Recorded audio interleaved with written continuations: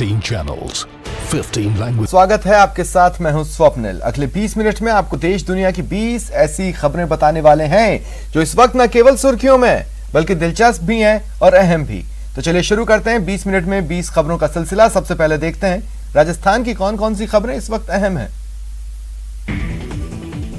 कहने को तो हम आधुनिक होते जा रहे हैं, हमारे पहनावे रहन सहन बदलते जा रहे हैं, लेकिन मानसिक तौर पर हम अभी भी आदिम युग में ही जी रहे हैं और सालों से चली आ रही कुप्रथा को ढो रहे हैं।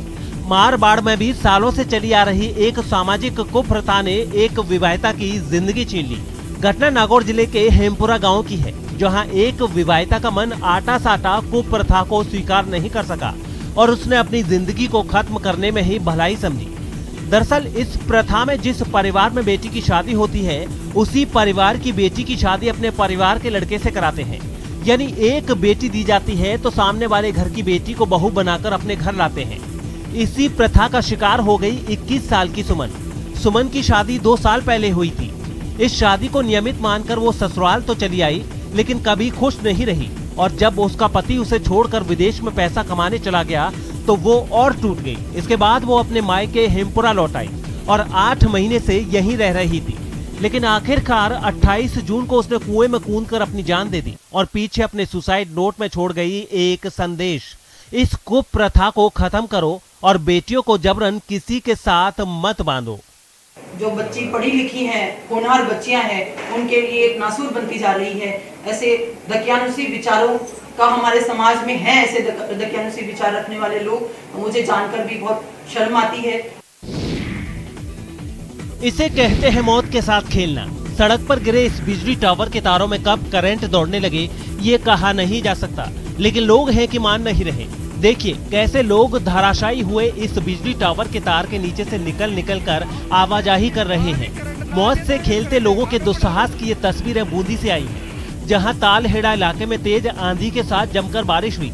आंधी के कारण छपावदा गांव के पास से गुजरने वाली 133 केवी हाई टेंशन लाइन का टावर धराशायी हो गया, जिससे पूरे इलाके में बिजली तो गुल हो ही गई। केशव राय पाटन रोड पर जाम भी लग गया। दरअसल टावर तो खेत में गिरा, लेकिन उससे लगे तार के कारण रोड जाम हो गया। टावर गिरने से बड़ा हादसा तो टल गया, लेकिन बिजली विभाग की लापरवाही के साथ साथ लोगों का दुस्साहस अब बड़े हादसों को दावत दे रहा है। टावर गिरने के घंटों बाद भी बिजली विभाग ने तारों को हटाने में दिलचस्पी नहीं दिखाई, तो वहीं बड़ी संख्या में लोग इस हादसे को देखने के लिए जमा हो गए। इतना ही नहीं, बिजली के तारों को नीचे से ही आवाजाही भी शुरू कर दी। अगर आप दुकानदार हैं तो आपको ये खबर जरूर देखनी चाहिए, क्योंकि ठगों ने दुकानदारों को ठगने का नायाब तरीका ढूंढ निकाला है। बीकानेर के दुकानदार ऐसी ही कई ठगी के शिकार हो चुके हैं। दरअसल शहर में ठगों का एक ऐसा गिरोह सक्रिय है जो खरीदारी के नाम पर दुकान में आते हैं, किसी बहाने दुकानदार से विवाद करते हैं और फिर खुद को नुकसान पहुंचाते हैं। उसके बाद शुरू होता है असली खेल। खुद को नुकसान पहुंचाने के बाद वो लोगों को जमा कर लेते हैं और फिर केस में फंसाने की धमकी देकर दुकानदार से वसूली करते हैं। ऐसी ही एक घटना एक दुकान में लगे सीसीटीवी कैमरे में भी कैद हो गई। एक शख्स अपने बच्चों के साथ दुकान पहुंचता है। वो दुकान के बाहर खड़ा हो जाता है और कुछ देर बाद दुकानदार पर मारपीट करने का आरोप लगाता है। लोग जमा हो जाते हैं, काफी देर तक हंगामा होता है। इस बीच वो अपने बच्चे से ब्लेड मंगवाता है और उस ब्लेड से खुद को चोट पहुंचाता है, जिससे खून निकलने लगता है। आसपास के लोग भी दुकानदार पर मारपीट का आरोप लगाते हैं, लेकिन मौके पर पहुंची पुलिस जब सीसीटीवी फुटेज देखती है तो पूरा मामला आईने की तरह साफ हो जाता है। दुकानदारों को ब्लैकमेलिंग करने का काम काफ़ी दिनों से इनका चल रहा है। कि रेलवे स्टेशन के आसपास में झुग्गियाँ लगा के जो लोग बैठे हैं वो दिन में बाजार आते हैं और सबको परेशान, सारी दुकानदारों को परेशान करते हैं और अपने आप को कोई चीज़ से मार के और दुकानदारों का नाम लगा के ब्लैकमेलिंग करते हैं। 5,000 रुपये दो, 10,000 रुपये दो, इस प्रकार के काफ़ी मामले रामपुरा बस्ती मेन बाजार में हो रहे हैं और सभी दुकानदार यह चाहते हैं कि इनको यहाँ से हटाया जाए। बाल्टी में भरे इस गंदे पानी को देखिए, क्या आप अपना गुस्सा रोक पाएंगे? ऐसा ही हुआ बारा में, जहां गंदे पानी की सप्लाई से परेशान लोगों का गुस्सा फूट पड़ा और उन्होंने जलदाय विभाग की टीम को जमकर खरी-खोटी सुनाई। दरअसल बारा के छावड़ा में पिछले कई दिनों से गंदे पानी की सप्लाई हो रही है। लोगों ने इसको लेकर पानी सप्लाई करने वाले ठेका कंपनी के खिलाफ मामला भी दर्ज कराया है। इस बीच गंदे पानी की शिकायत मिलने के बाद जलदाय विभाग की टीम कई जगहों पर सैंपल लेने के लिए पहुंची। इसी दौरान इंदिरा कॉलोनी में लोगों ने जब गंदे पानी का सैंपल देना चाहा तो जलदाय विभाग की टीम ने मना कर दिया। जिसके बाद लोग भड़क उठे और जलदाय विभाग के अधिकारियों को खरी खोटी सुनाई। काफी देर तक कहासुनी चलती रही। आखिरकार जलदाय विभाग की टीम को गंदे पानी का सैंपल लेना ही पड़ा। यही संदेश सुबह और शाम, नशा मुक्त हो अब आवाम, छोड़ो अब नशे की रीत, गाओ सब खुशी के गीत। नशे की बढ़ती लत से युवाओं का भविष्य अंधकारमय होता जा रहा है। ऐसे में सरकार के साथ साथ कई सामाजिक संगठन भी इस सामाजिक बुराई को दूर करने के लिए आगे आए हैं। दौसा में भी एसपी अनिल बेनीवाल की पहल पर दौसा पुलिस ने 1 महीने के नशे के खिलाफ जागरूकता अभियान की शुरुआत की है। इस दौरान लोगों को नशे से होने वाली शारीरिक और मानसिक नुकसान को लेकर संदेश दिया जाएगा। इस अभियान के पहले दिन नशा मुक्ति चेतना दौड़ का आयोजन किया गया। वहीं चेतना दौड़ के बाद पुलिस के जवानों ने जिला अस्पताल में पौधे भी लगाए। इस दौरान रोटरी क्लब और स्त्री रोग विशेषज्ञ डॉक्टर राजेश गुर्जर के सहयोग से जिला अस्पताल में 100 से अधिक पौधे लगाए गए। पुलिस के जवानों और अधिकारियों के द्वारा लगाए गए इन पौधों के सार संभाल की जिम्मेदारी जिला अस्पताल के चिकित्सक डॉक्टर राजेश गुर्जर ने ली है। तय समय से 7 दिन पहले राजस्थान में एंट्री मारने वाला मानसून सुस्त पड़ गया है। कारण है पाकिस्तान में चल रही गर्म हवा। पश्चिमी क्षेत्र से आ रही गर्म हवाओं ने न केवल मानसून की गति थामी है, बल्कि मरुधरा में गर्मी और उमस बढ़ा दी है। स्थिति ये है कि पश्चिमी, उत्तरी और पूर्वी राजस्थान में भीषण गर्मी से लोग परेशान हैं। मौसम वैज्ञानिकों के मुताबिक ये गर्म हवा अभी आगे जारी रहेगी। बाकी पार्ट में जो है बारिश कम होगा, क्योंकि वीक मानसून चल रहा है, 5 दिन तक चलेगा, ठीक है ना। और जहाँ तक गर्मी हवा है, जब मानसून नहीं है तो गर्मी हवा टेम्परेचर बढ़ा है। हुआ यूं कि पश्चिमी क्षेत्र पाकिस्तान से गर्म हवा का दौर जब शुरू हुआ है, मरुधरा में मानसून कमजोर पड़ने लगा है। पश्चिमी हवा की सक्रियता बढ़ने से दक्षिण और पूर्वी क्षेत्र से जो हवाएं मानसून को आगे बढ़ाती हैं, उनका प्रभाव कम हो गया। अभी जो गुड़गांव, दिल्ली, नोएडा ये हीट वेव आज रहेगा, कल से शुरू हुआ है। और बाकी पंजाब जैसे 2-3 स्टेशन है जो दक्षिण पंजाब या दक्षिण हरियाणा, राजस्थान में तो है ही है, 45 डिग्री चल रहा है। सड़कों पर स्वागत में खड़े होकर ढोल तासे बजाने वाले युवकों का उत्साह देखते बन रहा है।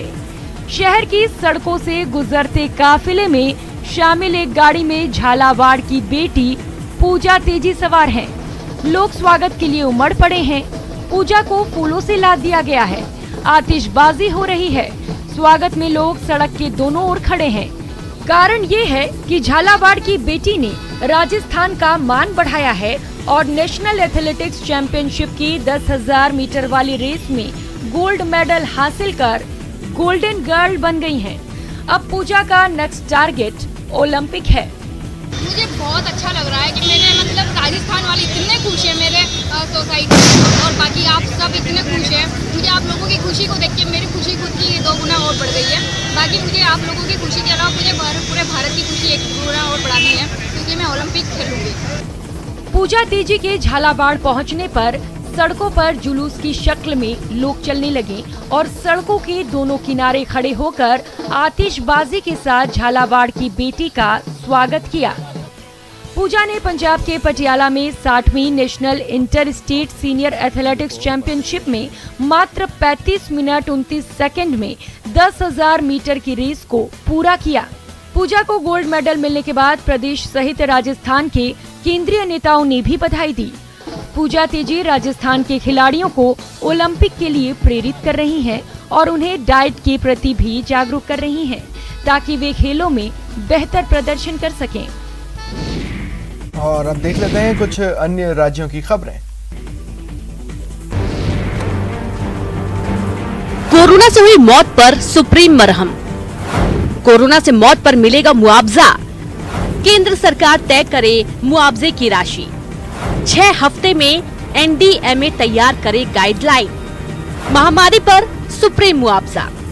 कोविड संक्रमण के दौरान लोगों की मौत को लेकर सुप्रीम कोर्ट में याचिका दाखिल की गई थी और उसमें ये मांग की गई थी कि उन लोगों को सरकार के द्वारा मुआवजा दिया जाना चाहिए। फिलहाल सुप्रीम कोर्ट ने आज फैसला सुनाते हुए केंद्र सरकार को ये कहा कि ऐसे परिवार को मुआवजा देने के लिए सरकार एक गाइडलाइन बनाए और उस गाइडलाइन के मुताबिक सरकार ये तय करे कि ऐसे परिवारों को कितनी अनुग्रह राशि दी जा सकती है। ये उन तमाम परिवारों के लिए मरहम है जिनके आंसू सूख नहीं रहे। कोरोना महामारी में जिन्होंने अपनों को खोया, अब उन लोगों को सरकारी मुआवजा मिलेगा। कोर्ट ने साफ कहा है, कोरोना से मौत होने पर परिजन मुआवजे के हकदार हैं। सरकार उन्हें मुआवजा दे। मुआवजे की रकम कितनी होगी ये सरकार तय करे।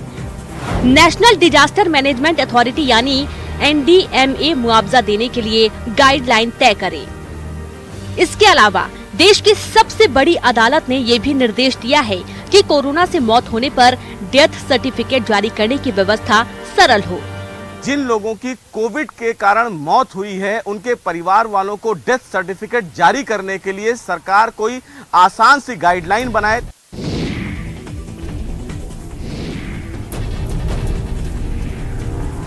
IDBI SBI से निकासी हो जाएगी महंगी। सिंडिकेट बैंक के ग्राहकों को नया IFSC। छोटी बचत स्कीम की ब्याज दरों में कटौती। जुलाई आई, बदलाव लाई।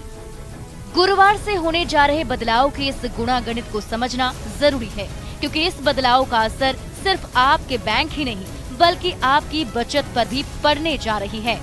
अगर आप गाड़ी खरीदने वाले हैं तो भी आपको इस बदलाव के बारे में जानना बेहद अहम है।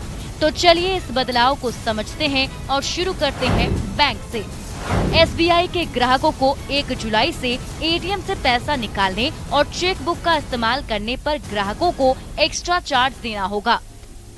Basic saving account deposit account पर ये सभी नए नियम लागू होंगे। SBI के ATM या फिर बैंक ब्रांच से 4 बार पैसा निकालना फ्री होगा। 4 बार की निकासी के बाद कैश निकालने पर 15 रुपए और GST देना होगा। इसके अलावा अब चेक बुक लेने के लिए भी आपको ज्यादा चार्ज देना होगा। IDBI बैंक भी 1 जुलाई से cheque leaf charge, saving account charge और लॉकर चार्ज में बदलाव करने जा रहा है। बैंक ने नगद जमा यानी होम और नॉन होम के लिए मुफ्त सुविधा को सेमी अर्बन और रूरल ब्रांचों में मौजूदा 7 और 10 बार से घटाकर 5-5 बार कर दिया है। इसके अलावा ग्राहकों को अब हर साल सिर्फ 20 पन्ने की चेक बुक ही फ्री मिलेगी। 20 पन्ने के बाद प्रत्येक चेक के लिए ग्राहकों को 5 रुपए का भुगतान करना होगा। इसके अलावा मंथली एवरेज बैलेंस 10,000 होगा, तभी सीनियर सिटीजन्स को लॉकर पर डिस्काउंट मिलेगा।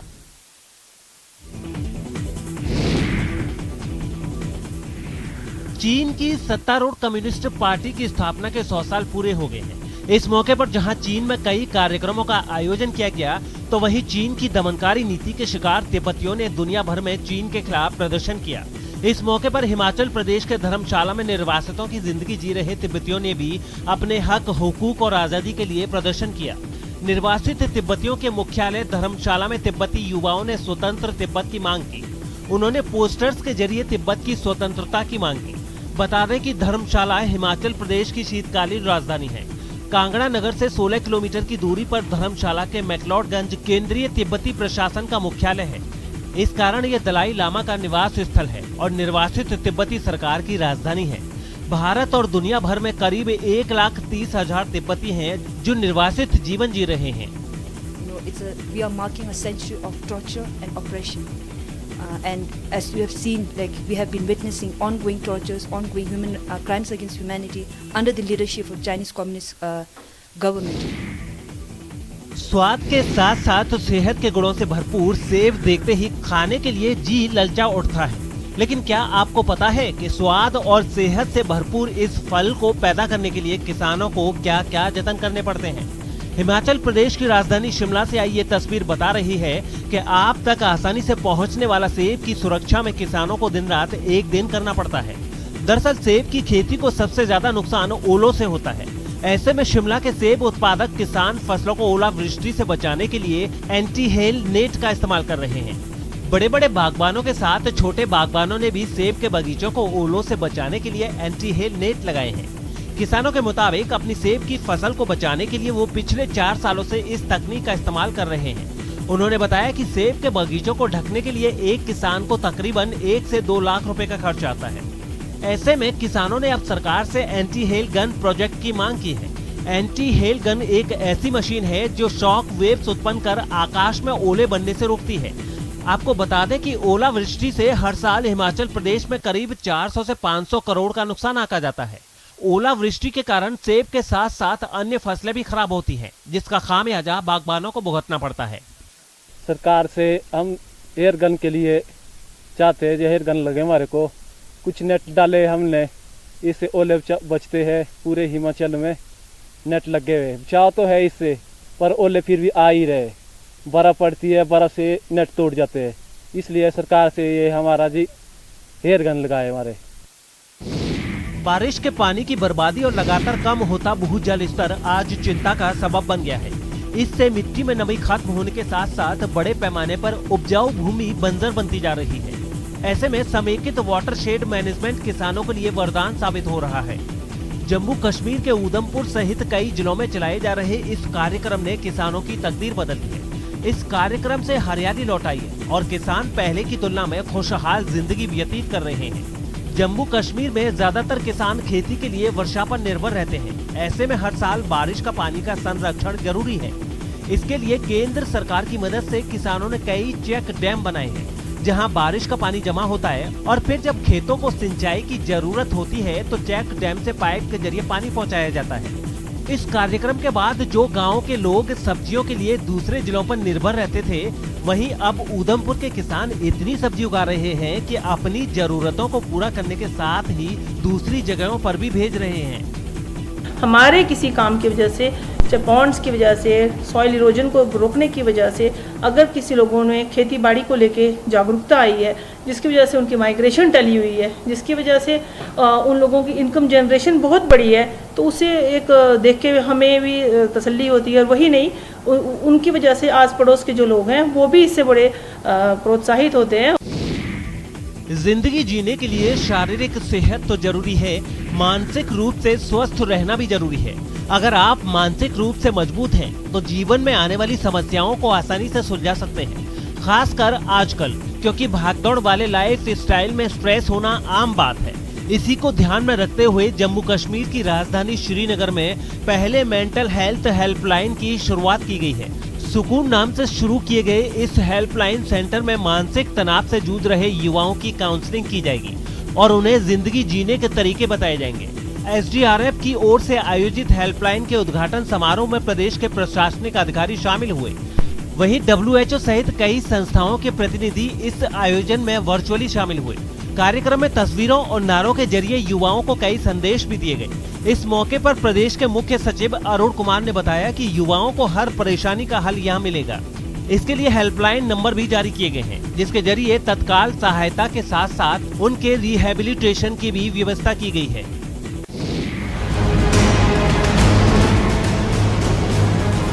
बस्तर की जीवनदायिनी कही जाने वाली इंद्रावती नदी के मुचनार घाट के किनारे रेत में मंगलवार मगरमच्छ के 17 बच्चे मिले।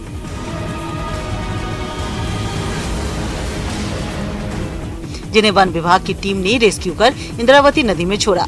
ऐसा पहली बार हुआ है कि दंतेवाड़ा से होकर बहने वाली इंद्रावती नदी में इतनी भारी संख्या में मगरमच्छ के बच्चों को देखा गया है।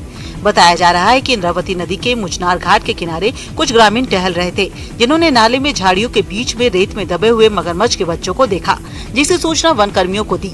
मौके पर पहुंचे वन विभाग के कर्मचारियों ने लगभग 17 मगरमच्छ के बच्चों को निकालकर उन्हें सुरक्षित इंद्रावती नदी में छोड़ दिया।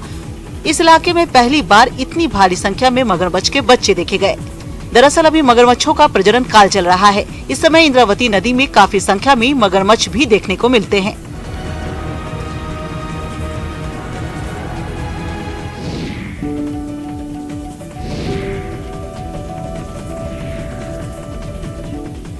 कारपेंटर पिता और गृहिणी मां के होनहार लाल शुभम शर्मा की उंगलियां जब रिमोट पर नाचती हैं, तो रोबोट के पहिए घूमने लगते।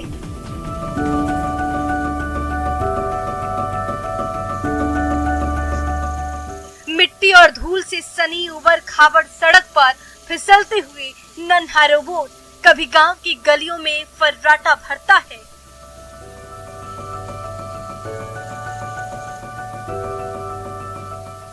तो अगले ही पल उसके पहिए किसी दरवाजे की ओर मुड़ जाते।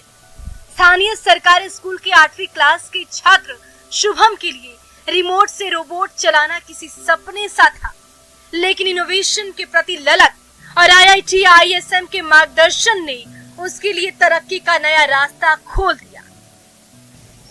इस रोबोट को हम जब बनाए थे तब उसमें उतना अच्छा हम सेंसर वगैरह यूज नहीं कर पाए थे, तो फिर ISM की तरफ से मतलब अमाउंट हम लोग को दिया गया प्रोजेक्ट को अच्छा करने के लिए। इतना बड़ा संस्था IIT ISM दे रहा है, ये हमारे लिए गर्व की बात है। हमारे लिए IIT के प्रति आभार व्यक्त करते हैं कि इस तरह का कार्यक्रम वो करते रहे। स्क्रीन पर घूमती धरती, लहराता समंदर, बच्चों के खेलने के लिए बनाई गई कई चीजें। पहली नजर में आपको भी किसी विज्ञान पार्क होने का भ्रम होगा, लेकिन आधुनिक सुविधाओं से लैस ये शानदार परिसर किसी विज्ञान पार्क का नहीं, बल्कि स्मार्ट स्कूल के हिस्से हैं, जिसे अहमदाबाद नगर निगम ने 8 करोड़ रुपए की लागत से तैयार किया है। निजी स्कूलों को मात देते ये 4 स्मार्ट स्कूल शहर के आसारवा, बहरामपुर और सैजपुर इलाके में तैयार किए गए हैं। इस स्मार्ट स्कूलों में बच्चों के लिए 3D क्लास, खेल और कार्टून आधारित फैंसी बेंच, गणित और विज्ञान प्रयोगशाला, मल्टी प्ले स्टेशन, टेलीस्कोप, विज्ञान प्रयोगशाला समेत कई सुविधाएं उपलब्ध हैं। स्मार्ट स्कूलों की सबसे बड़ी खासियत यहाँ का माहौल है। स्कूल परिसर की लॉबी में कई वॉलपेपर और दिलचस्प चित्रों के जरिए छात्रों को आकर्षित करने का प्रयास भी किया गया है। जूनियर केजी, सीनियर केजी और पहली क्लास के छात्रों को भी उनके अनुरूप खेल उपकरण उपलब्ध कराए गए हैं। स्कूल का मैदान भी उन सभी उपकरणों से सुसज्जित है जहां बच्चे खेलना पसंद करते हैं। और अब देख लेते हैं कुछ अंतर्राष्ट्रीय जगत की खबरें। यरूशलेम में इजराइल ने एक फिलिस्तीनी आदमी की दुकान पर बुलडोजर चलाया तो इतना बवाल हुआ कि फिलिस्तीन के लोग इजराइल की पुलिस से भिड़ गए। यरूशलेम के सिल्वान इलाके में बड़ी संख्या में फिलिस्तीनी रहते हैं, लेकिन इजराइल ने एक आर्कियोलॉजिकल पार्क बनाने के लिए वहां इमारतों को तोड़ना शुरू कर दिया है। इसलिए जब लोगों के सिर पर बेघर होने का साया मंडराया तो उन्होंने कोहराम मचा दिया। फिलिस्तीन के प्रदर्शनकारियों ने सड़क पर रखे बड़े बड़े कूड़ेदान तक फूंक दिए। इसके बाद तो पुलिस उन्हें सबक सिखाने के लिए उनके पीछे दौड़ पड़ी। उसने लोगों पर आंसू गैस और रबर की गोलियां दागी, लेकिन प्रदर्शनकारियों के तेवर तो ऐसे थे कि उन्होंने पुलिस पर ही पटाखों की बौछार कर दी। फिलिस्तीनियों ने पटाखों की ऐसी झड़ी लगाई कि एक बार को इजराइल की पुलिस को ही अपने कदम पीछे खींचने पड़े। हालांकि इससे पहले फिलिस्तीन के लोग शांति से अपना विरोध दर्ज करा रहे थे। इजराइल का दावा है कि यरूशलेम के सिल्वान इलाके में जिन इमारतों को तोड़ा जाना है वो वहां बिना इजाजत लिए बनाई गई थी, लेकिन फिलिस्तीनियों का आरोप है कि ये इजराइल की आर्कियोलॉजिकल पार्क की आड़ में इलाके से उन्हें बेदखल करने की नई साजिश है। अमेरिका के कैलिफोर्निया से दिल दहला देने वाली तस्वीरें सामने आई। वहां वीट शहर के करीब जंगलों में भीषण आग लगने के बाद आसपास के इलाकों को खाली करने के निर्देश दे दिए गए। बताया गया कि एक हफ्ता पहले वहां एक ऐसी जगह पर बिजली गिरी जहां कई साल पहले लावा बहा करता था, जिससे भड़की आग ने करीब 13,000 एकड़ में फैले जंगलों को अपनी चपेट में ले लिया। जहां से सामने आई तस्वीर में जंगल से ऊंची ऊंची आग की लपटों के साथ काला धुआं उठता नजर आया, जिस पर दमकल कर्मी पानी की बौछार करते दिखे। लेकिन जब इससे काम नहीं बना तो आग को काबू में करने के लिए हवाई मदद ली गई और आसमान में उड़ता हेलीकॉप्टर नीचे लगी आग पर पानी डालता नजर आया। लेकिन आग इतनी भीषण थी कि जंगल में फैलता धुआं कम होने का नाम नहीं ले रहा था, जिसकी सबसे बड़ी वजह थी वहां तेजी से चलती हवाएं। हवाओं के साथ उड़ते धुएं ने पूरे इलाके को सफेद चादर की तरह ढक सा दिया। वहीं बढ़ते तापमान ने भी आग में घी डालने जैसा काम किया। कैलिफोर्निया के इस इलाके में बड़े पैमाने पर गांजे की खेती भी होती है और गर्मी में सूखी गांजे की झाड़ियां भी आग भड़काने की वजह बन गई, जिसे बुझाने में जुटे दमकल कर्मियों पर वहां के एक गांजा फार्म के मालिक ने पिस्तौल ताने तो पुलिस ने उसे गोली भी मार दी। जानलेवा वायरस कोरोना ने